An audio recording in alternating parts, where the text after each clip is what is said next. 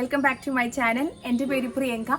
ഇന്ന് ഞാൻ നിങ്ങളുമായിട്ട് ഷെയർ ചെയ്യാൻ വേണ്ടിയിട്ട് പോണ വീഡിയോ എനിക്ക് ഏറ്റവും ഇഷ്ടമുള്ള ഒരു പലഹാരത്തിൻ്റെ വീഡിയോ ആണ് ഉണ്ണിയപ്പം. ഉണ്ണിയപ്പം ഉണ്ടാക്കുന്നതാണ്. ഗോതമ്പ് പൊടി കൊണ്ടാണ് ഈ ഉണ്ണിയപ്പം ഉണ്ടാക്കുന്നത്. വേറെ റവ കൊണ്ടും അരിപ്പൊടി കൊണ്ടും മൈദ കൊണ്ടൊക്കെ ഉണ്ടാക്കുന്ന ഉണ്ണിയപ്പത്തിൻ്റെ വീഡിയോ ഞാൻ പിന്നെ കാണിച്ചു തരാം കേട്ടോ. എനിക്ക് അത്രയ്ക്ക് ഇഷ്ടം ഉണ്ണിയപ്പം. അപ്പോൾ നമുക്ക് വീഡിയോ കാണാം.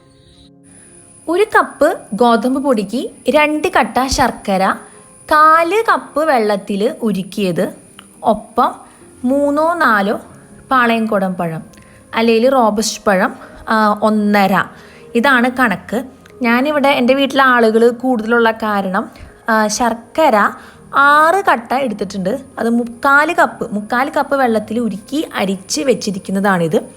ഇനി ഒരു പാത്രത്തിലോട്ട് 3 കപ്പ് ഗോതമ്പ് പൊടി ഇടുക. ഇതിലോട്ട് 1/2 ടീസ്പൂൺ ഉപ്പ് ചേർക്കുക, 1/2 ടീസ്പൂൺ ഏലക്ക പൊടിച്ചത് ചേർക്കുക. നന്നായി ഇത് യോജിപ്പിക്കുക. ഇനി ഒരു മിക്സിയിൽ 10 പാളയംകുടം പഴമാണ് ഞാനത് എടുത്തേക്കുന്നത്. അത് പേസ്റ്റ് പോലെ നമുക്ക് അരയ്ക്കണം. ഇനി ഗോതമ്പ് പൊടിയിലോട്ട് പകുതി ശർക്കരയുടെ ആ പാനി ചേർത്തിട്ട് ഇളക്കി കൊടുക്കുക. ഇതിലോട്ട് പഴം ചേർക്കുക. നന്നായിട്ട് ഇത് കൈകൊണ്ട് ഞെരടി യോജിപ്പിക്കുക, തിരുമ്മി യോജിപ്പിക്കുക. കറുവപ്പട്ടയുടെ പൊടിച്ചത്, അതായത് സിനമൺ പൗഡർ എന്ന് പറയുന്നത്, 1/4 ടീസ്പൂൺ ചേർത്ത് നന്നായിട്ട് യോജിപ്പിക്കുക.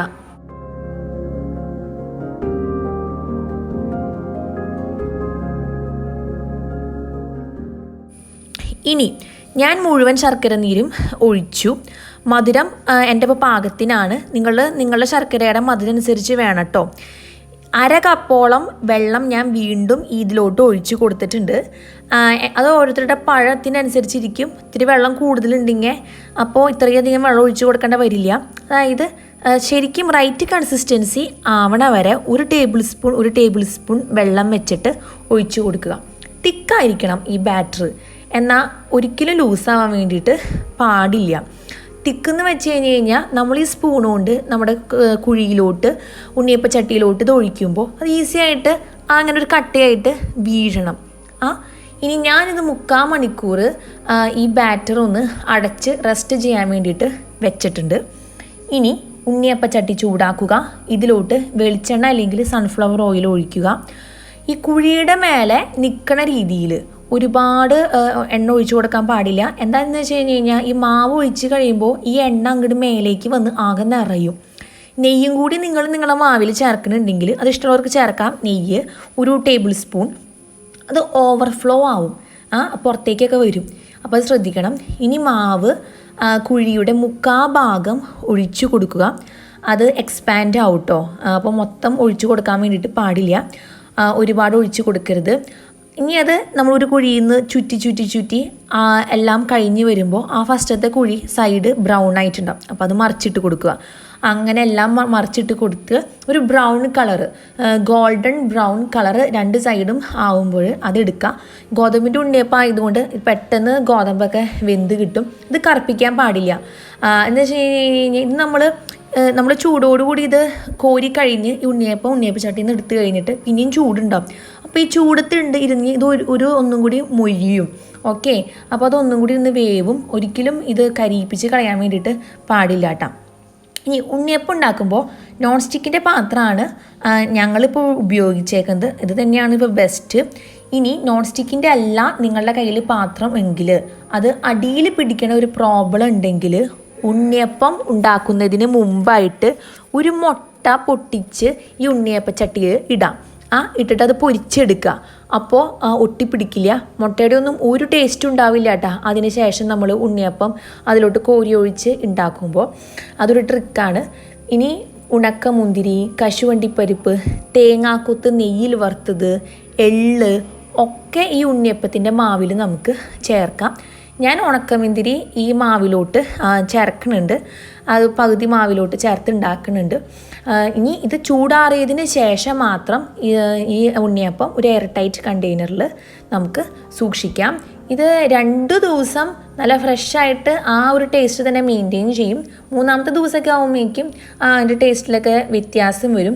ഇനി നിങ്ങൾ ഒരുപാട് ദിവസം വെക്കണുണ്ടെങ്കിൽ 3-ാമത്തെ ദിവസം ആകുമ്പോൾ ഒന്നൊന്ന് ചൂടാക്കിയിട്ട് ചീഞ്ചട്ടിയിൽ ഒന്ന് ചൂടാക്കിയിട്ട് എടുത്ത് കഴിക്കാൻ വേണ്ടിയിട്ട് ശ്രദ്ധിച്ചോളൂ. അല്ലെങ്കിൽ അത് ഫ്രിഡ്ജിൽ വെക്കുകയോ ചെയ്തോളൂ. എന്താണെന്ന് വെച്ച് കഴിഞ്ഞാൽ ഒരുപാട് കഴിഞ്ഞ് കഴിഞ്ഞാൽ പൂപ്പിൽ വരാനൊക്കെ ഒരു ചാൻസ് ഉണ്ട് ഈ ഉണ്ണിയപ്പത്തുമ്മ. ഒരിക്കലും അങ്ങനെയൊന്നും സംഭവിക്കില്ല. എന്ന് വെച്ച് കഴിഞ്ഞാൽ ഇത് ഉണ്ടാക്കി കഴിഞ്ഞ് കഴിഞ്ഞാൽ അപ്പം തന്നെ നമ്മൾ തിന്ന് തീർക്കും. സൺഫ്ലവർ ഓയിലിൽ നമ്മൾ കുഴിയപ്പം ഉണ്ടാക്കിയതിന് ശേഷം ഈ കുഴിയപ്പ ചട്ടി ഇൻഡാലിയത്തിൻ്റെ ആണെങ്കിലും നോൺ സ്റ്റിക്കിൻ്റെ ആണെങ്കിലും ഇന്ത്യയിൽ പ്രത്യേകിച്ച് ആ സൺഫ്ലവർ ഓയിലിൻ്റെ ഒരു പശ പോലത്തെ ഇതുണ്ടാവും. ഒട്ടിപ്പിടിച്ച് ഇങ്ങനെ ഇരിക്കും പശ പോലെ ആകെ.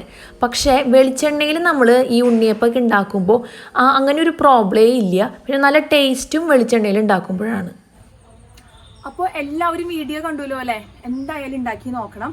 പിന്നെ കറുവപ്പട്ടയുടെ പൊടിയും ഏലക്കയുടെ പൊടിയും ഓപ്ഷണലാണ്. ഇഷ്ടമുണ്ടെങ്കിൽ മാത്രം ഇട്ട് കൊടുത്താൽ മതി. പിന്നെ പാളയംകുടത്തിൻ്റെ പഴമാണ് നമ്മൾ ഉപയോഗിക്കുകയോ റോബസ്റ്റ് പഴം വെച്ചോ ഏത് പഴം വെച്ച് ഉണ്ടാക്കാം, ഒരു കുഴപ്പമില്ല. ഒരു ചെറിയ കുത്തുണ്ടാവും, പഴത്തിൻ്റെ ഒരു കുത്ത്. പിന്നെ തീരെ മട്ടിക്കൊന്നുമില്ല ഇത് ഉണ്ണിയപ്പം കഴിക്കണ സമയത്തൊന്നും. പിന്നെ ഇതിൻ്റെ ഉള്ളിൽ ഉണക്കമുന്തിരി അത് ഇഷ്ടമുള്ളവർക്ക് ആഡ് ചെയ്ത് കൊടുക്കാം. ഞാനിപ്പോൾ ഇതിൽ ഉണക്കമുന്തിരി ഞാൻ പകുതി വെച്ച് അത് ഞാൻ ചേർത്തു. അപ്പോൾ ഞാൻ ഒരെണ്ണം കഴിച്ച് നോക്കട്ടെ കേട്ടോ.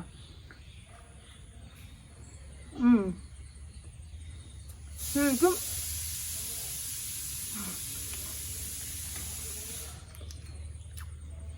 വളരെ രസം. ഉണ്ടാക്കേണ്ട സമയത്ത് ഞാൻ കുറെ കഴിച്ചു. ഇതിപ്പോൾ വീണ്ടും കഴിച്ചോണ്ടിരിക്കുക എന്തോരം.